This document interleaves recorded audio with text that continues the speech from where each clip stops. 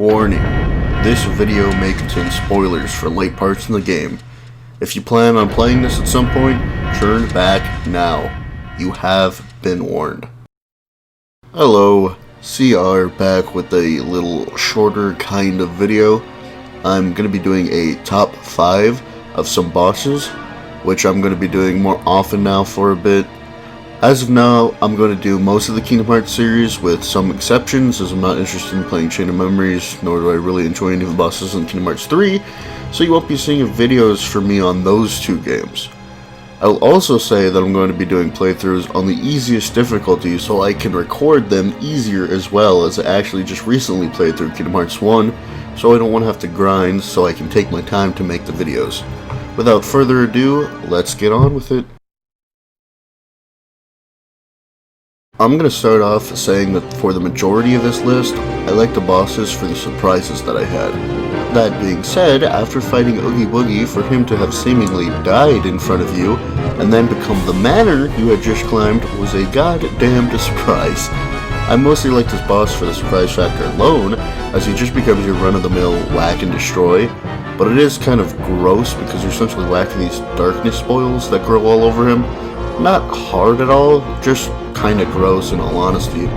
Even on the hardest difficulty, he's not much of a challenge compared to his original battle, which even that isn't hard either. This one was another big surprise, and I actually say this is a bigger surprise than the Ice Titan to me, since it's just in the Hades Cup with no warning.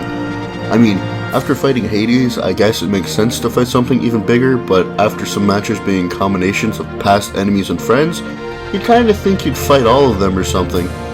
But this is way better than that by a long shot. It's not a super hard battle or anything, as in fact I don't really like the ridiculous battles in this game, as I feel it moves a bit too slow for crazy combat, but it plays really well, which is the good surprise.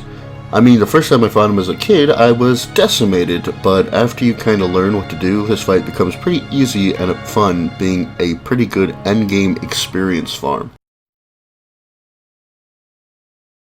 This fight was crazy to experience the first time around.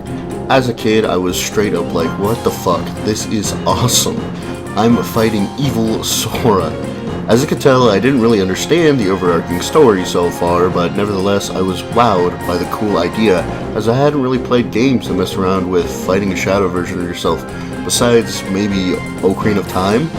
Another fight that isn't necessarily hard, but has some cool things to it, such as Sora's shadow essentially being a base, pure-blood Heartless, fighting like one as well.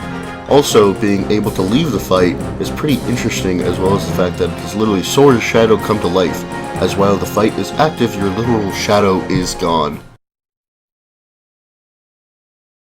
When I first saw this enemy, not only was I surprised, I also didn't know what the hell was going on. I just assumed that this was a Heartless, some like Heartless devil, until I saw the Halloween special of House of Mouse and realized that the enemy was a random Disney character, which I had no clue about.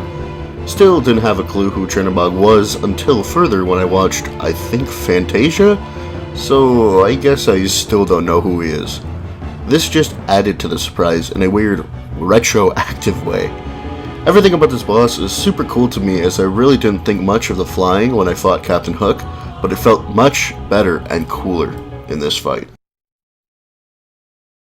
Here are some honorable mentions from bosses who just didn't make the cut.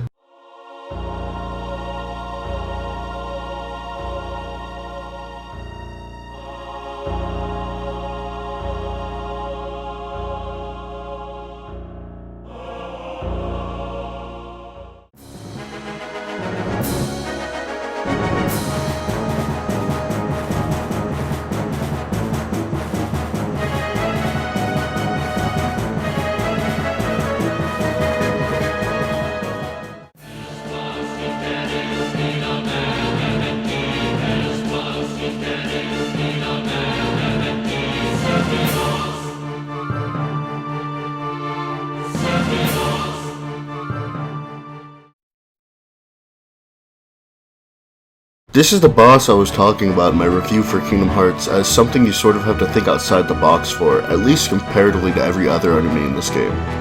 Right when the fight starts, he casts a death counter onto one of your teammates that then gives that teammate 12 seconds to live unless you cast a stop spell on the clock hands.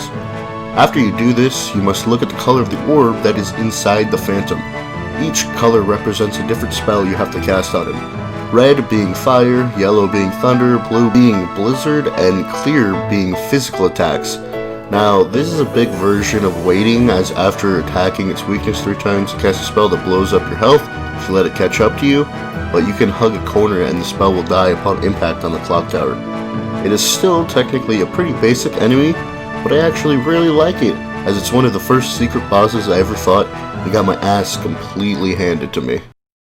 This game is pretty basic with its enemies, but I think these bosses are pretty cool comparatively, and I'm super glad they got better and cooler with most of the installments. As always, thanks for watching, and see you next video.